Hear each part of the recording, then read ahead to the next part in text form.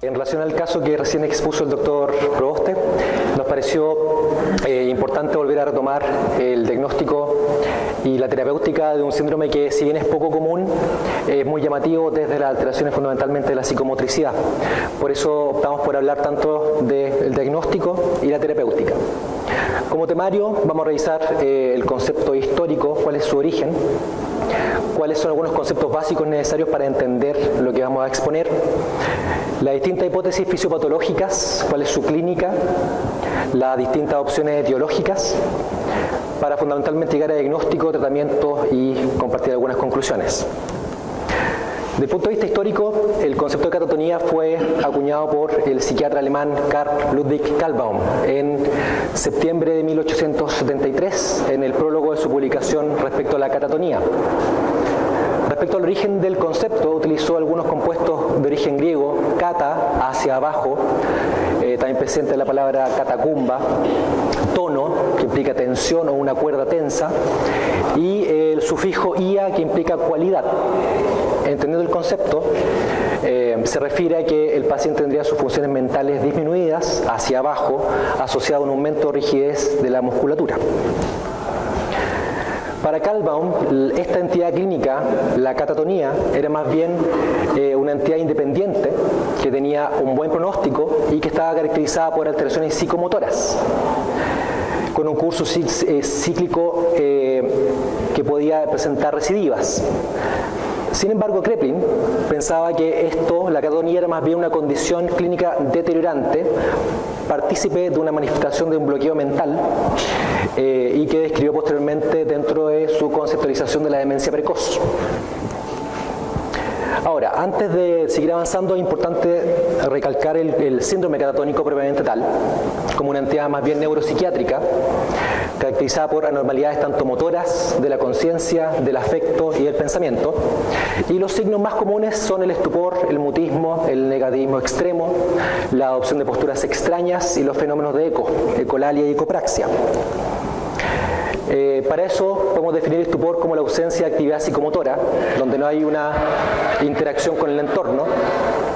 Trastornos de la postura del tono muscular, donde destaca la catalepsia, la flexibilidad seria, que se asemeja al doblar una vela de cera, con una resistencia leve y constante al cambio de postura.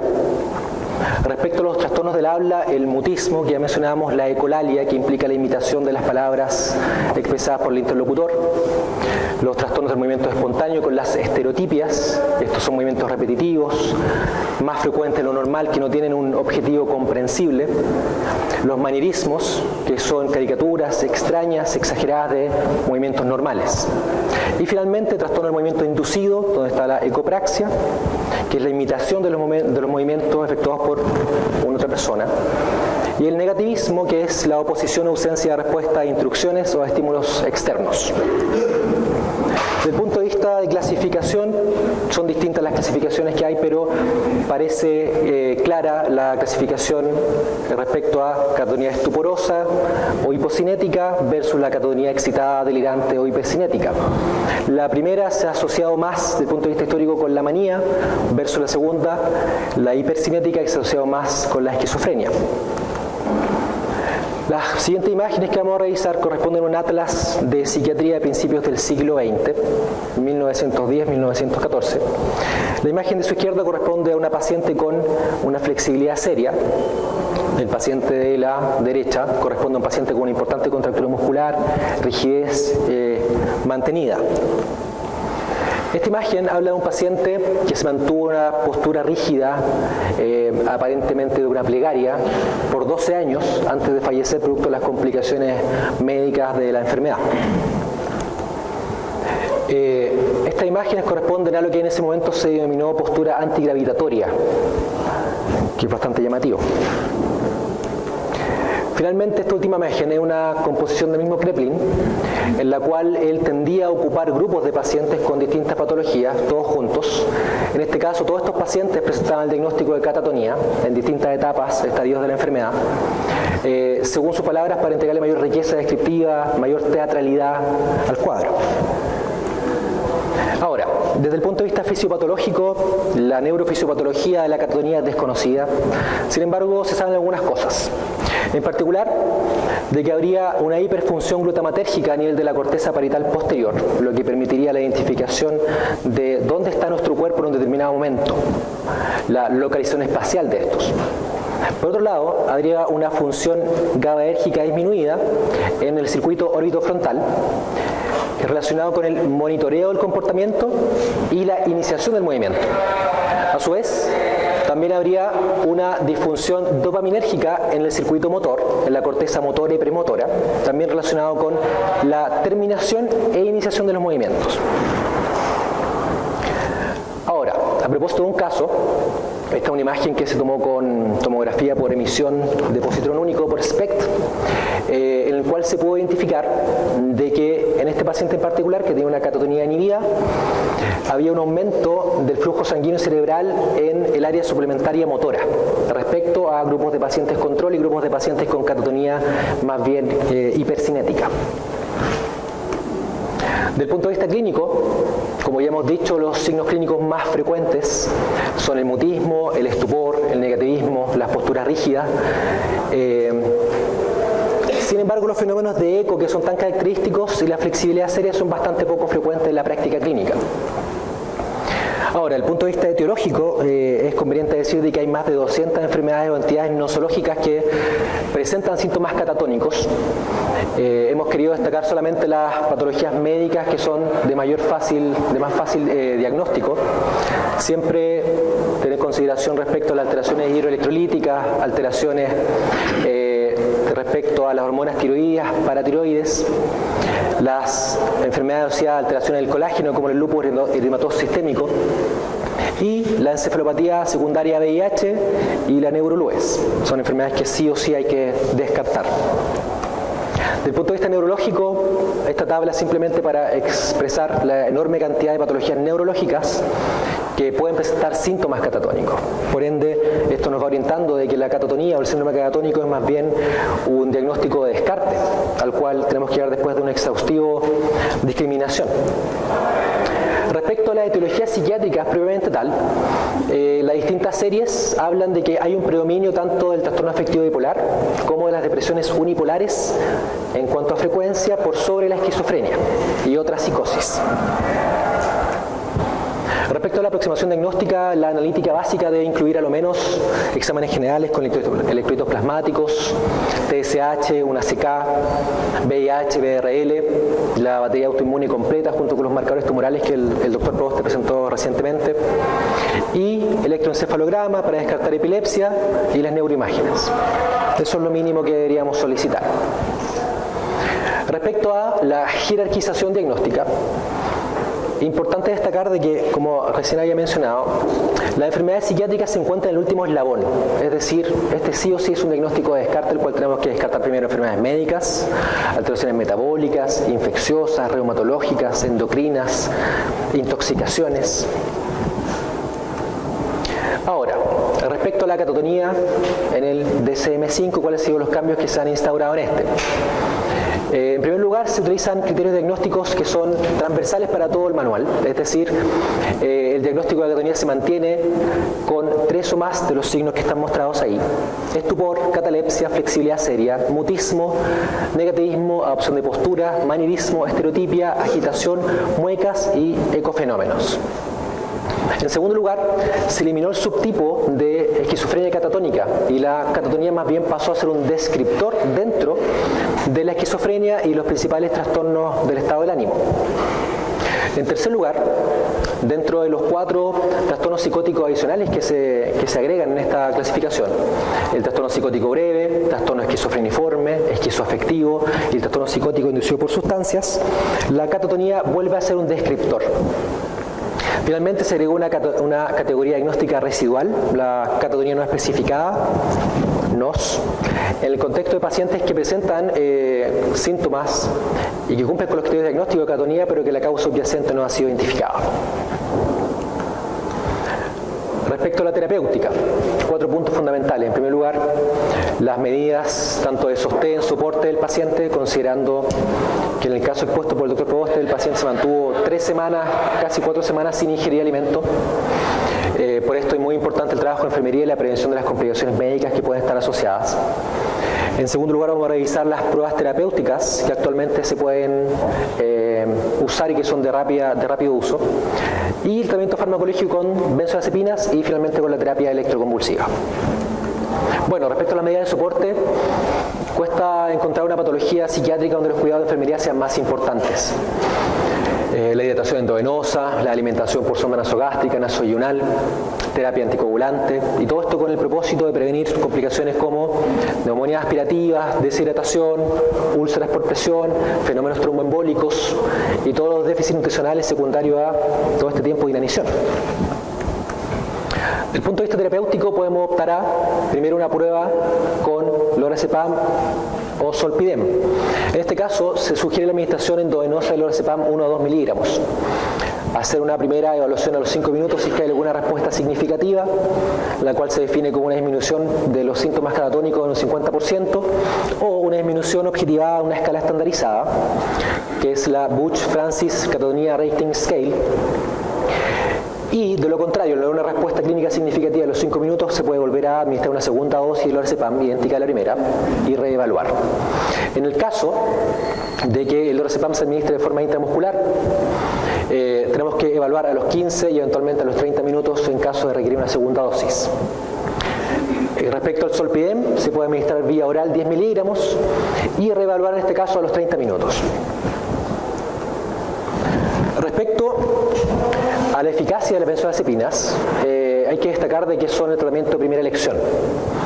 Y esta eficacia es bastante alta, llega al 70-90% y es particularmente mayor en los trastornos afectivos, trastorno afectivo bipolar y la depresión unipolar, donde alcanza cifras mayores al 90%, versus la esquizofrenia, en la cual solamente llega parcialmente al 60% de respuesta.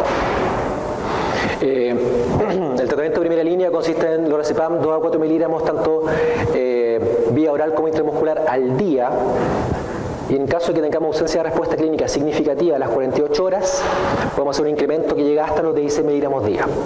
Ahora, si bien en la literatura se observa que hay tratamientos más agresivos con dosis de 40 a 48 incluso miligramos de lorazepam por día, se sugiere no pasar los 24, ya que se podría producir cierta depresión respiratoria que podría ser peligrosa en el contexto de un paciente que ya está hiporreactivo y que puede presentar alteraciones de la deglución.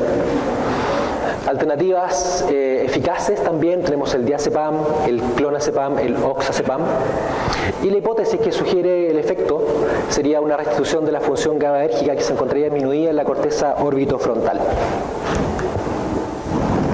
Ahora, respecto a la TEC, ya en el año 100 después de Cristo se ha descrito de que habría cierta mejoría en tanto episodios psicóticos como en depresiones posterior a crisis convulsivas. Paracelsus fue el primero que ocupó alcanfor para inducirlas.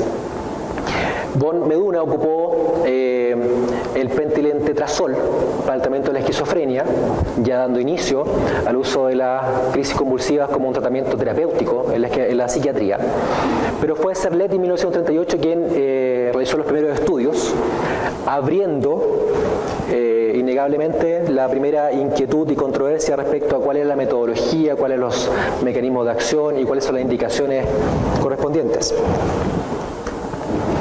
Ahora, luego del entusiasmo inicial lógico de la época, se cayó rápidamente en una etapa de descrédito, fundamentalmente porque había una ausencia de diagnósticos claros, de indicaciones claras por lo mismo, y que se ocupó de forma indiscriminada por algunas décadas, incluso con un carácter punitivo. Otro factor importante es la aparición tanto de los neurolépticos como de los antidepresivos, que de alguna forma fueron restando importancia a la terapia electroconvulsiva. Sin embargo, ya en los años 70, tanto la APA como el Colegio Real de Psiquiatría se mostraron formalmente a favor del uso de la terapia electroconvulsiva, ya que tenía una alta eficacia y una importante seguridad y escasez de efectos adversos significativos.